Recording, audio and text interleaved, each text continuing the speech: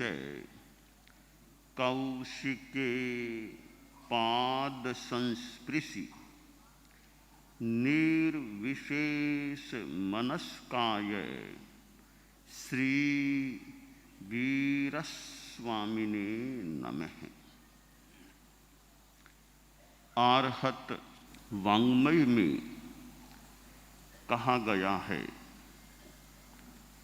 एयं खूणाणिनो सारम जम न हिंसति कंचनम अहिंसा समयम चेव एयावंतम बियानिया। अहिंसा दिवस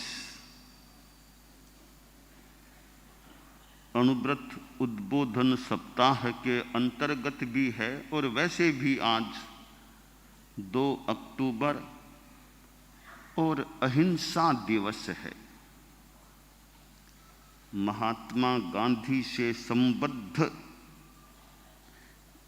यह 2 अक्टूबर का प्रसंग। अहिंसा एक व्यापक तत्व है और जैसा कि जैन आगम में कहा गया कि सब्ब भूय खेमं करी, यह अहिंसा भगवती है, सब जीवों के लिए क्षेमंकर है, कल्याणकारी है। और अहिंसा एक प्रतिष्ठित तत्व है। दुनिया का कौन सा धर्म होगा तो अहिंसा को किसी रूप में स्वीकार नहीं करता है। धर्म एक चीज है, सामान्य सदाचार की दृष्टि से भी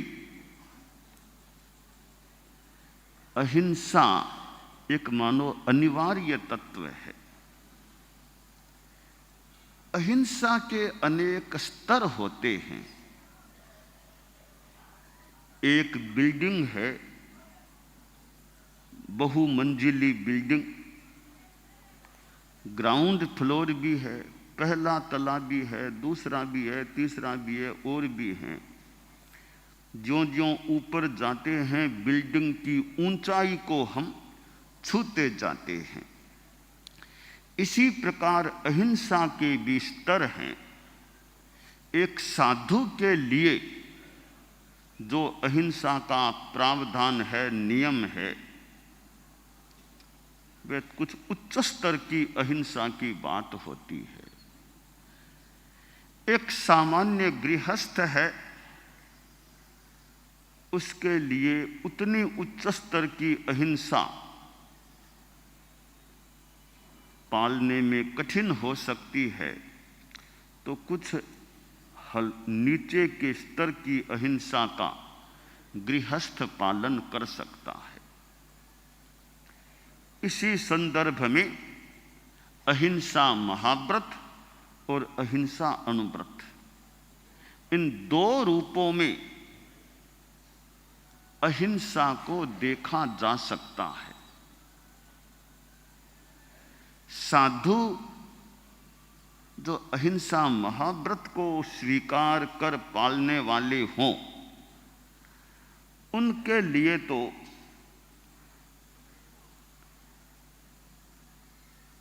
कभी खुद को तकलीफ पानी पड़े तो उसको मंजूर करके भी एक सीमा तक अहिंसा को पालित करना चाहिए, अहिंसा का अनुसरण करना चाहिए। साधुओं की एक बहुत ही ऊंची बात है अहिंसा की दृष्टि से। साधु को तो दया मूर्ति, अहिंसा मूर्ति के रूप में होना चाहिए कि वह तो अहिंसामय है, उसके तो मानो कण कण में अहिंसा रहनी चाहिए। तन कर मन कर बचन कर देतन काहू दुख, तुलसी पातक झड़त है देखत बाको मुख। कि जो साधु तन से, मन से, वचन से किसी को दुख नहीं देते, ऐसे साधुओं का श्रद्धा से मुख दर्शन करने से भी दर्शन करने वाले का पाप झड़ता है, आत्मा पवित्रता को प्राप्त होती है। तो जीवन भर के लिए जिन्होंने अहिंसा महाव्रत को स्वीकार कर लिया है, बहुत ऊंची बात है। और ऐसे साधुओं को तो धन्य है, धन्य है मुनिवर महाव्रत पालते सद्भाव, सर्व हिंसा त्याग कर वे जी रहे समभाव। है महाव्रत साध्य मेरा किंतु वह दुस्साध्य है, पर अनुव्रत मार्ग मध्यम सरल और स्वत्व रक्षा के लिए मैं भाव से प्रतिबद्ध, देश के हित सिद्धि के दायित्व से आबद्ध हूँ, देहधारी हूँ अतः आरंभ भी अनिवार्य है, किंतु यह संकल्प जा हिंसा सदा परिहार्य है, हिंसा सदा परिहार्य। तो साधु की अहिंसा तो उच्च कोटि की है, परंतु गृहस्थ जीवन में तो हिंसा भी सामान्यतया हो जाती है या करनी पड़ती है। हिंसा के 3 प्रकार हो जाते हैं। आरंभजा हिंसा, प्रतिरक्षात्मिकी हिंसा, संकल्पजा हिंसा। कि गृहस्थ है, श्रावक है, वह सोचता है कि देहधारी हूं अतः आरंभ भी अनिवार्य है, कि मैं देहधारी हूं, अभी जीना भी चाहता हूं, परिवार को भी संभालना है, भरण पोषण परिवार का मुझे करना है। तो आरंभजा हिंसा, खेती बाड़ी भी करनी हो सकती है, और रसोई बनाना, रसोई बनवाना, साग सब्जी लाना, अनाज लाना, ये सारे कार्य हमें यानी गृहस्थों को करने होते हैं। तो ये शरीर को चलाने के लिए जो खेती बाड़ी, रसोई पानी, साग सब्जी सारी व्यवस्था काम करना होता है, उसमें भी जीव हिंसा की बात तो प्रसंगोपात हो सकती है, पर उसके बिना तो काम चलना भी प्रायः मुश्किल है। जीवन चलाना है, शरीर को धारण करना है, तो खाना होगा। उसके लिए फिर खेती बाड़ी, रसोई पानी, साग सब्जी लाना करना, ये सारे काम भी जुड़े हुए हैं।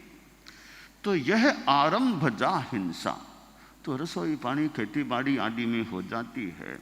ये अनिवार्य कोटि की हिंसा है, इसको छोड़ देना बहुत मुश्किल काम है गृहस्थों के लिए। दूसरी है प्रतिरक्षात्मिकी हिंसा, कि स्वत्व रक्षा के लिए मैं भाव से प्रतिबद्ध हूं, देश की हित सिद्धि के दायित्व से आबद्ध हूं। कि दूसरी हिंसा प्रतिरक्षात्मिकी, कि मुझे अपनी भी रक्षा करनी है, परिवार की भी रक्षा करनी है, और देश का नागरिक हूं, तो देश की रक्षा का भी किसी रूप में मेरा एक दायित्व हो सकता है।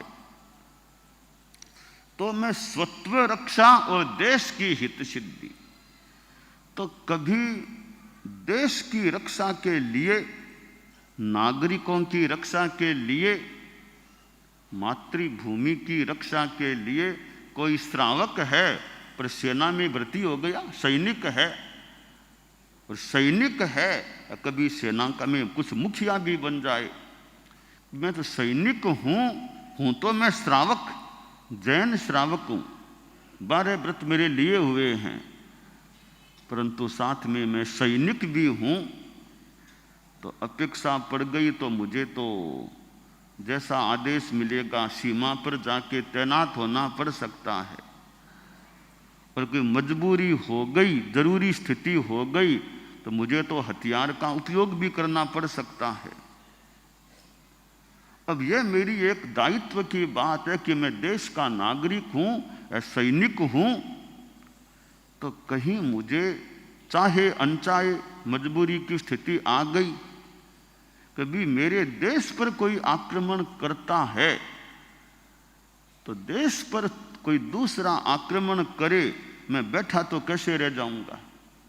नागरिकों की रक्षा का दायित्व से मैं जुड़ा हुआ हूं, तो मजबूरी में फिर मुझे हथियार भी चलाना पड़ा तो वो मुझे दायित्व के कारण वो भी मैं करूंगा, क्योंकि मातृभूमि और नागरिकों की रक्षा के लिए मुझे कभी करना पड़ सकता है।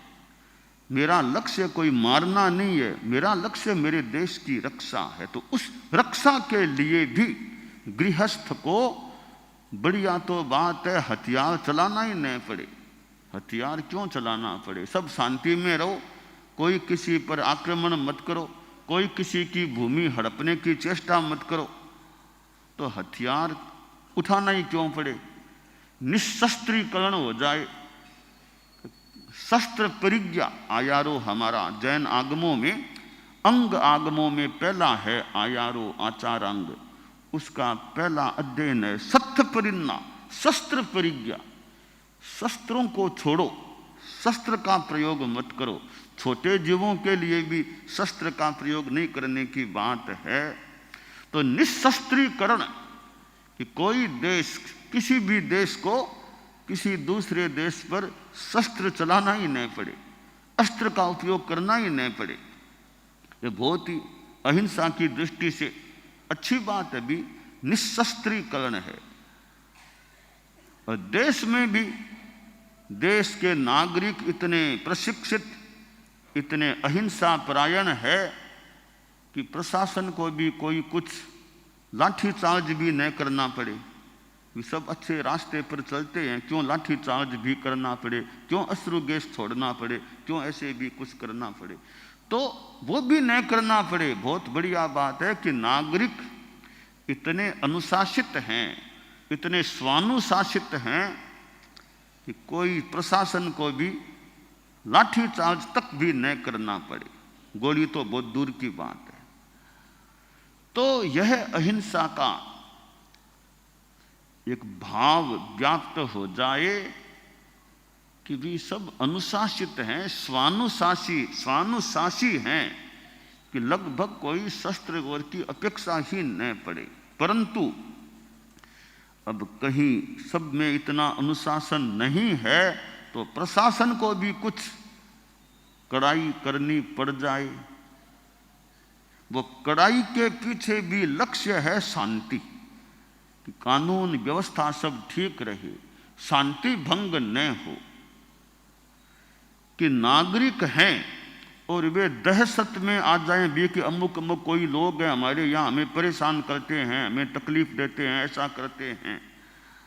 इस प्रशासन को फिर ध्यान देना अपेक्षित कि भाई नागरिकों को तकलीफ नहीं पड़े। 2, 4, 5 व्यक्तियों के कारण से इतने नागरिक परेशान होते हैं, तो जो तकलीफ पैदा करने वाले उन व्यक्तियों पर ध्यान दें, अन्य नागरिकों को हम शांति से रहने दे सकें।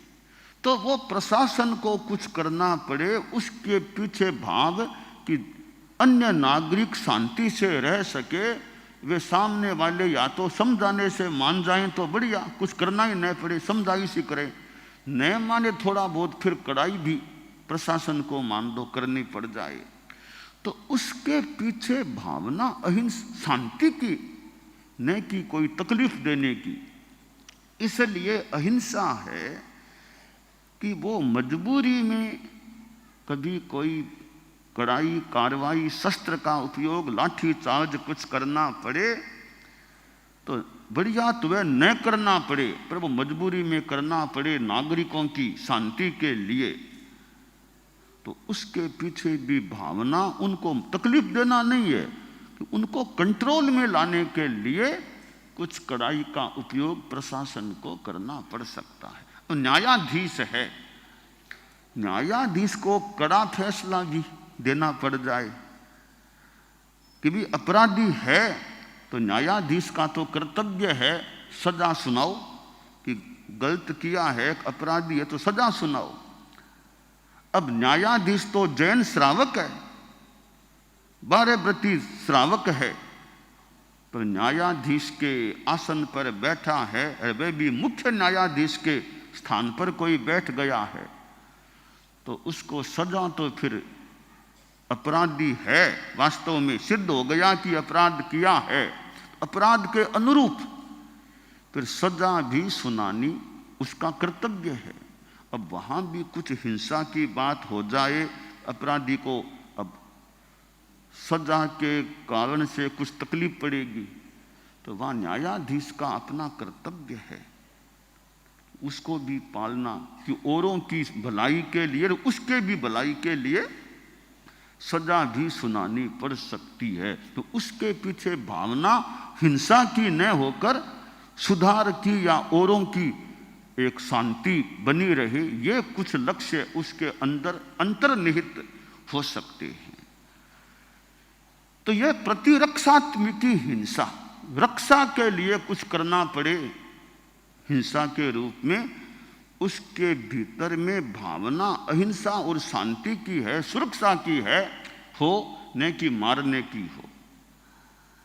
तो यह आरंभजा हिंसा और प्रतिरक्षात्मक हिंसा, ये दो हिंसाएं तो गृहस्थ जीवन में भी कोई निंदनीय या बहुत खराब स्थिति वाली हिंसाएं नहीं है। तीसरी हिंसा संकल्पजा, किंतु यह संकल्पजा हिंसा सदा परिहार्य है।